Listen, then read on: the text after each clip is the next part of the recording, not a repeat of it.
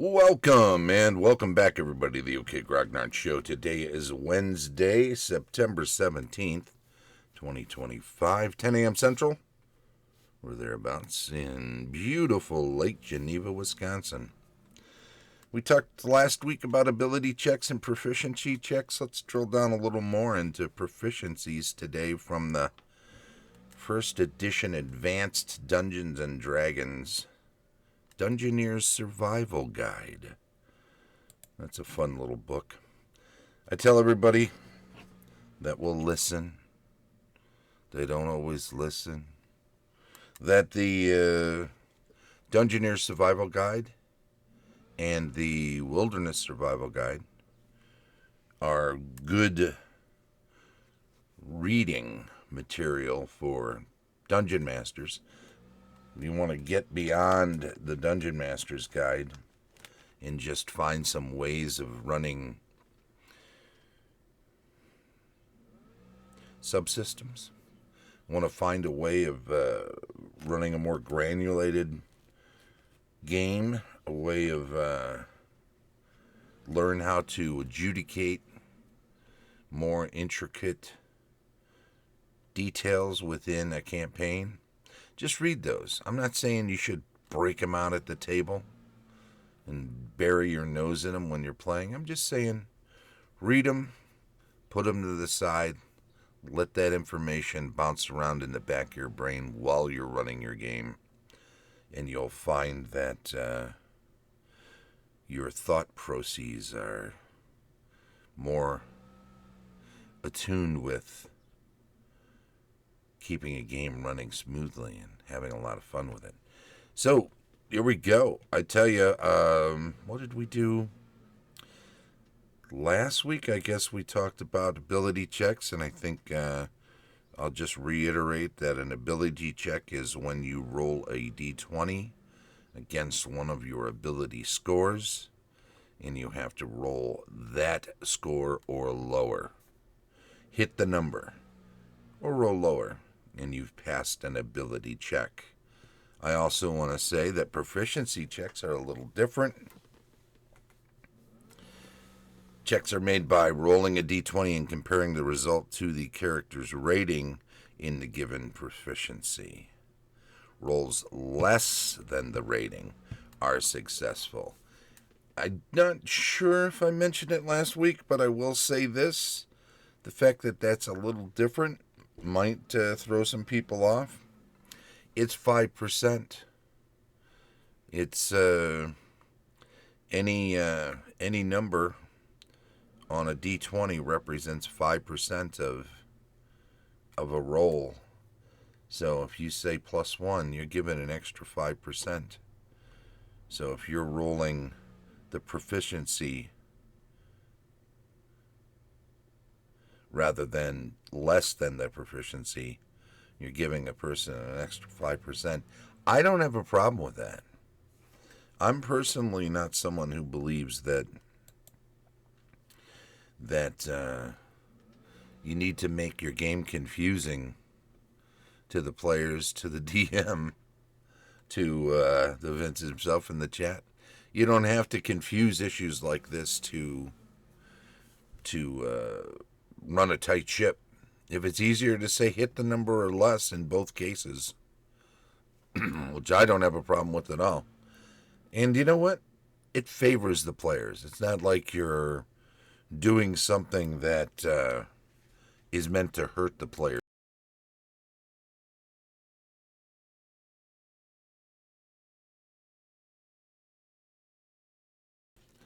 So, you know, if it favors the players,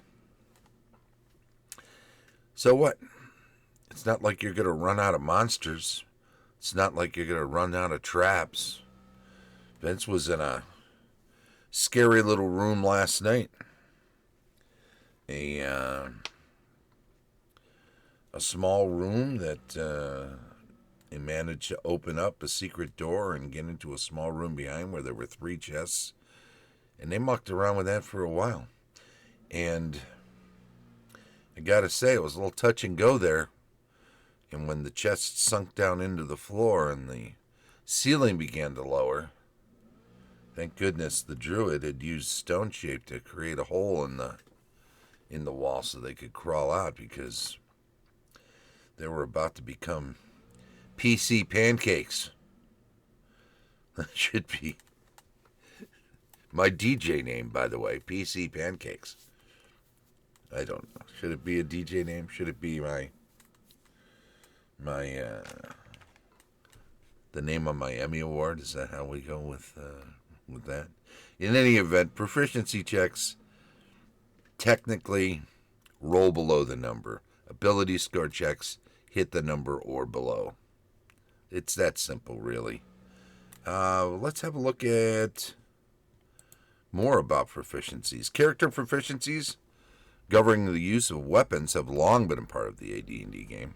The Oriental Adventures rules introduced non-weapon proficiencies for artistic, practical, and social categories.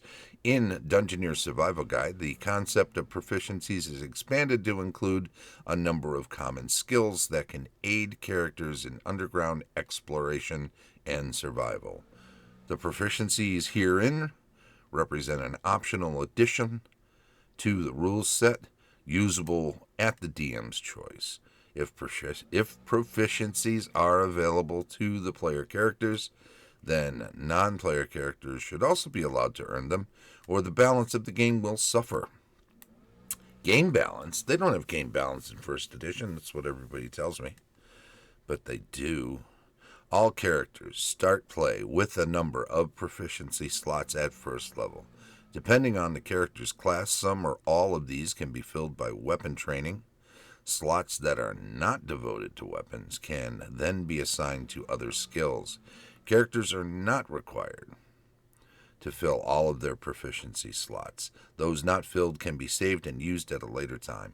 Once a proficiency slot has been filled, however, it cannot be changed for any reason. Table 10, Character Proficiencies, lists the number of proficiencies allotted to each character class, the number of proficiencies that must be assigned to weapon and non-weapon proficiencies, and the number gained per level. So you get some proficiencies, you use up the ones you have to on weapons, and then you just get to toss the rest of them around willy-nilly, or you could actually use them to inform your character. This is just another way that first edition began to expand the idea of assisting a player in creating a persona. Because obviously, you can just make something up. You can write a name on a blank piece of paper and say, that's my name and this is what I'm like, and then just describe your character. You don't need rules to tell you how to do that. However, this can assist in it, and it can make for some interesting combinations, and also it encourages people to do it who might not otherwise do it by offering them some additional help within the game mechanically. And I don't think there's anything wrong with that. I mean, if I've got a character who is learning how to sail, I can take a sailing proficiency. If I don't have that and I'm playing an earlier version of first edition and the DM needs to know if I can sail or not, they can make me roll a intelligence check. Did you learn that as a kid? Okay, well, let's see. How well did you learn it? And then ability score check. So, it's not like it's any different. It's just more defined, really. And, well, let's pop back over. We'll take one look at the next thing, and then we'll shut her down for the day. Here's that infamous Table 10. Again, it has all of those different things. Character classes, Cavalier, don't forget, comes in the Unearthed Arcana, has to do a few other things. Initial number of proficiencies, weapon on the left, non-weapon on the right. Add proficiency per level, weapon, non-weapon, you can see you get one of each for every 2 levels for that Cavalier. Notice some of the stipulations down bottom where it says a 0th level horseman and 0th level lancers have 1 non-weapon proficiencies. So there was the idea of the 0 to hero progression where you start a character off as a 0 level character and then move them up. I think first edition is weak enough to start off. You don't need to undercut that, but I guess that was an idea.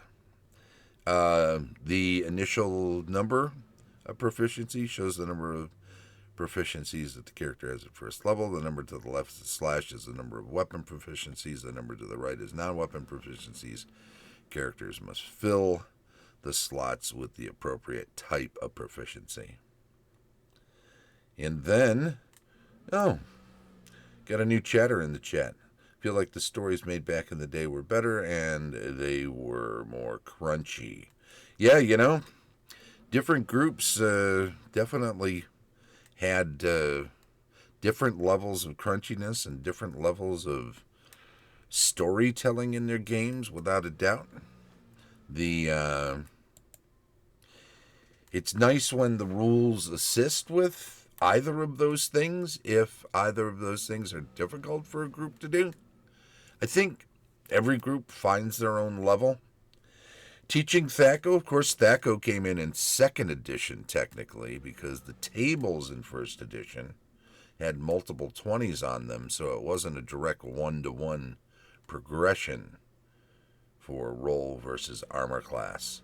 So even though it was kind of a quasi, let's call it a proto-THAC0 system, because there might have been a number you needed to roll to hit armor class 0, but if you look at the tables, you'll also see that sometimes you had to roll multiple 20s. And the thing on the tables was that if it was 20 for 19, 20 for 0, 20 for 1, you actually needed to roll a natural 20 if it was one of those subsequent 20s that it expressed on the table. So that was always tricky. But yeah, we played some 2nd edition, but 1st edition was already there, and we loved it. We played it for so long. 2nd edition just felt like more books to carry. Played a little bit of it. Some other people, I got the books. I ran a couple of games just to check it all out and everything. But I drifted back to 1st edition. I've always done that, though. I've always run. We ran 1st edition this week. And the Vince himself, who's in the chat, was also in that game. I described a trap they dealt with, I should say, during the game. And they had a little visit from his arch nemesis and an old demon that's been haunting him. They bought it off. They gave it a pretty hefty magical item and bought themselves a year reprieve from the Horn Devil, is what it is, tormenting them. Hey, let me just say, next week I'm going to look at non-weapon proficiencies, so we'll move on in this same vein. And then I need to do something about Dragon Days, which is coming up on the 4th and 5th of October. So if I'm doing non-weapon proficiencies next week, the week after that, the 1st of October, we'll be looking at Dragon Days, which is happening the 4th and 5th of October in Lake Geneva. Do come on out and come play. They had 750 people their first year, over 1,500 the second year. I dare say they'll have 2,000, upwards of 2,000 people on this year.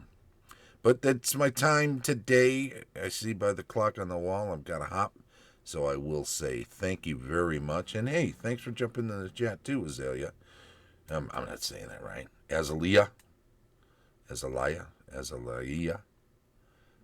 I've got to be close. and to Vince himself and everyone else who's watching the show from the wings. I do appreciate it. That was right the first time. Hell yeah. Okay, beautiful. And please do, what do we say?